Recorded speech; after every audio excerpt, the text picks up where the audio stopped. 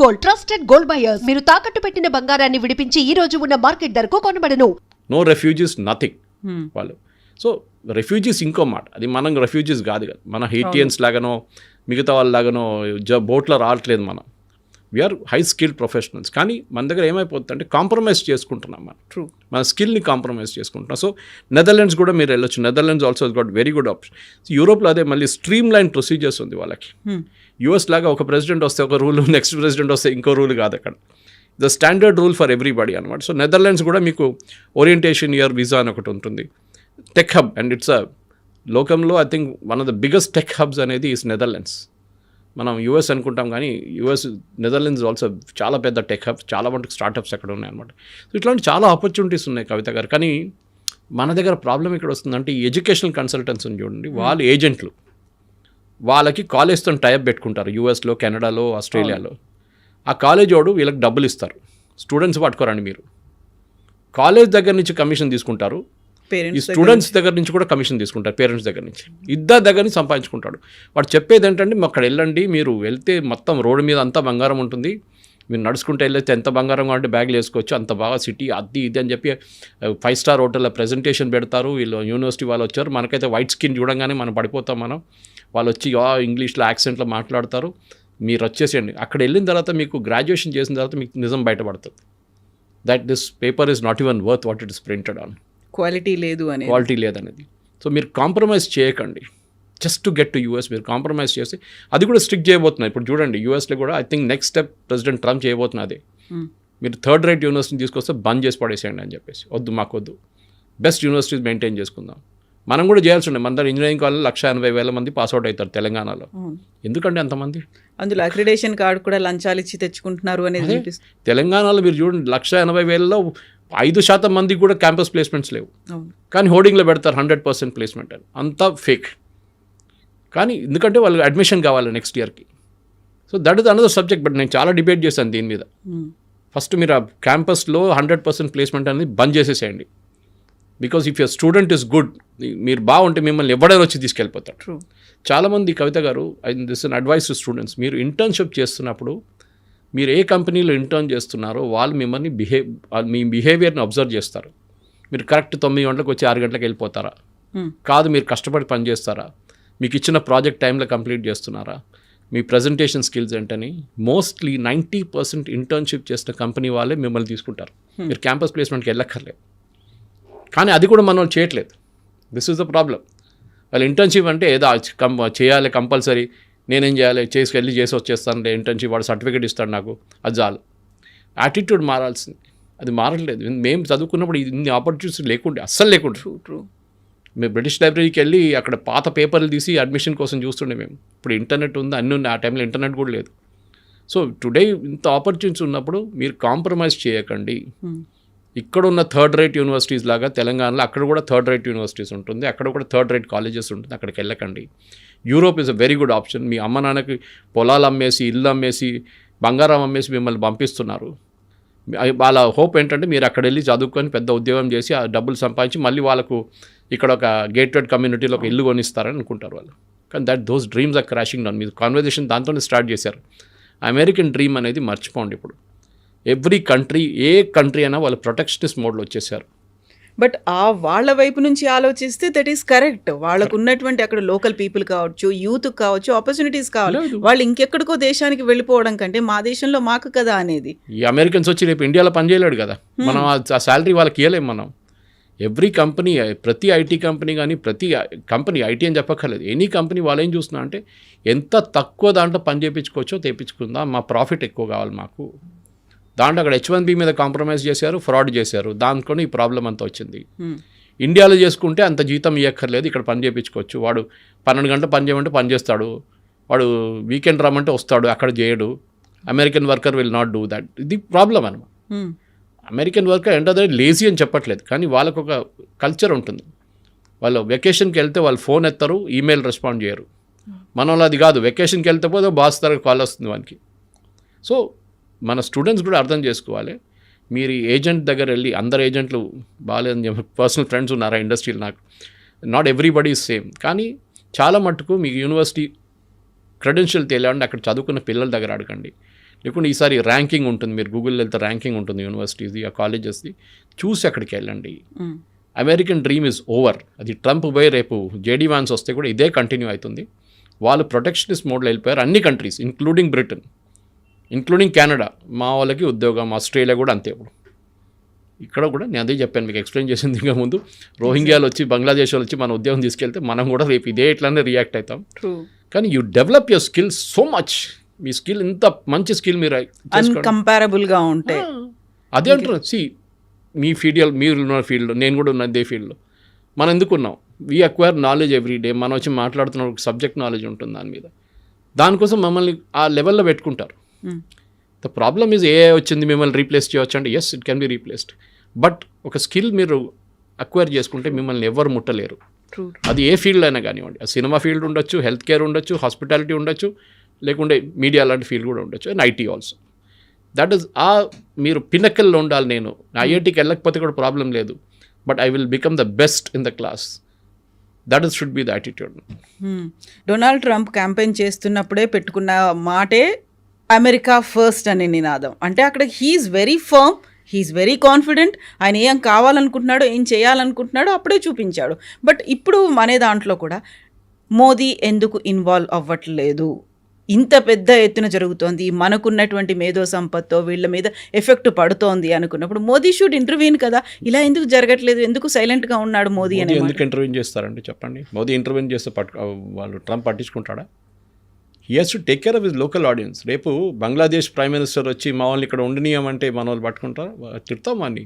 You take care of your own country first. వాళ్ళ American citizens interest చూసుకుంటున్నారు. Modi interfere చేసి ఏం చెప్తారు? మా వాళ్ళని రానియండి, ఇంకా H1B వీసాలు issue. You are broken the law. మీరు లా బ్రేక్ చేశారు. You are replacing an American worker with lesser salary. మీరు అక్కడ స్కిల్డ్, ఆ టాప్ స్కిల్ వర్కర్ కాదు, మీరు H1B తీసుకుంటున్నారు. You're taking it for a medium skilled person. వాళ్ళు ఇప్పుడు కూడా రావద్దంటలేదు. You're still giving H1B visas. And వాళ్ళు ఏమంటున్నారంటే, అంత స్కిల్ ఉన్న మనిషి ఉంటే మీరు $1,00,000 కూడా కట్టచ్చు. గూగుల్ అని ఉండొచ్చు, మెటా ఉండొచ్చు, ఆరకిల్ ఉండొచ్చు, మైక్రోసాఫ్ట్ ఉండొచ్చు, ఎవరైనా ఉండొచ్చు. They can pay that amount. అంత స్కిల్డ్ వర్కర్ ఉంటే మీకు $120 జీతం ఇస్తున్నాడు, $1,00,000 ఎక్స్ట్రా ఇన్కమ్ చేయడానికి ప్రాబ్లం లేదు. బహుశా అది వన్ టైం ఫీ ఉండొచ్చు. ఇప్పుడైతే ఎవ్రీ ఇయర్ రెన్యూవల్ అంటున్నారు, కానీ వన్ టైం ఫీ అయిపోతుంది. ఒకసారి కట్టేస్తే మీకు H1B మీద మీ ఆ పీరియాడిసిటీ, మీ రెన్యూవల్ దాకా అది ఉండిపోతుంది అట్లనే. కానీ ప్రాబ్లం ఇక్కడ వస్తుంది, మీరు కాంప్రమైజ్ చేసాం, మనం దాన్ని మిస్యూజ్ చేసాం. మనం ఇండియన్సే తప్పు పట్టలేదు, అక్కడ ఉన్న కంపెనీలు కూడా మిస్యూజ్ చేశారు.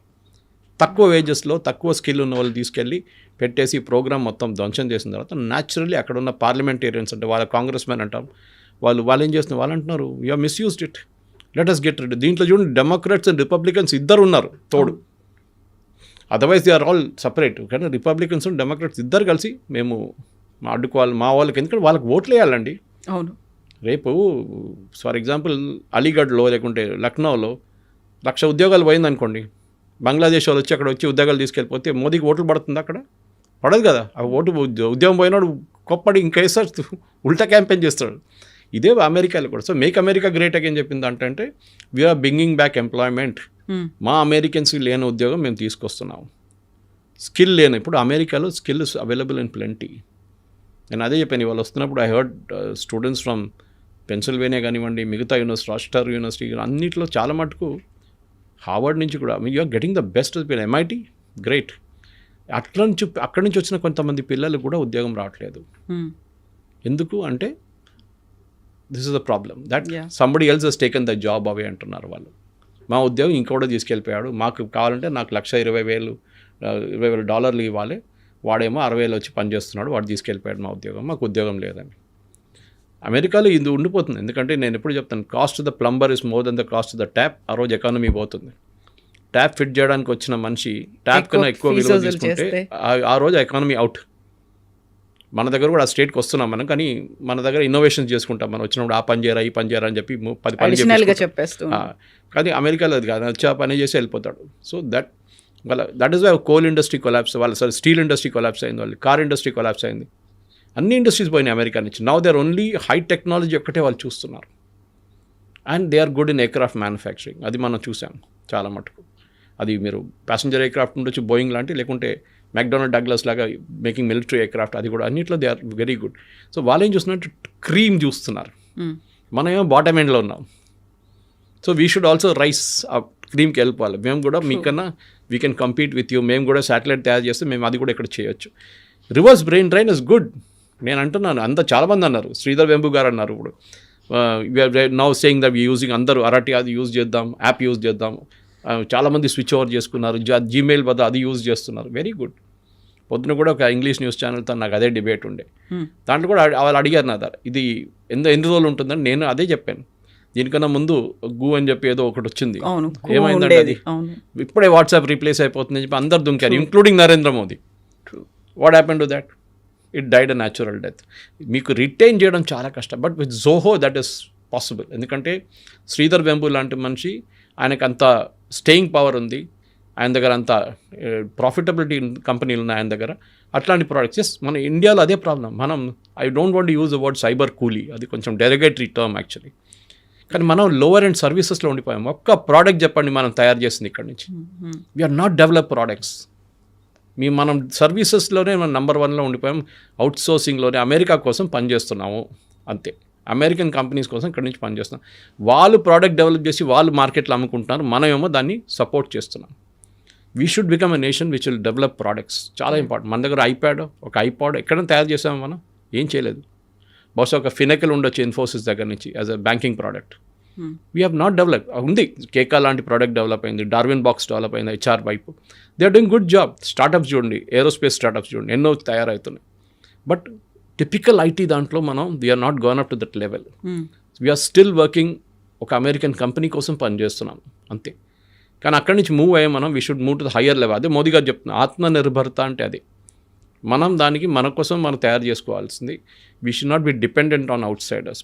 బయట వాళ్ళతో మనకు పనే లేదు.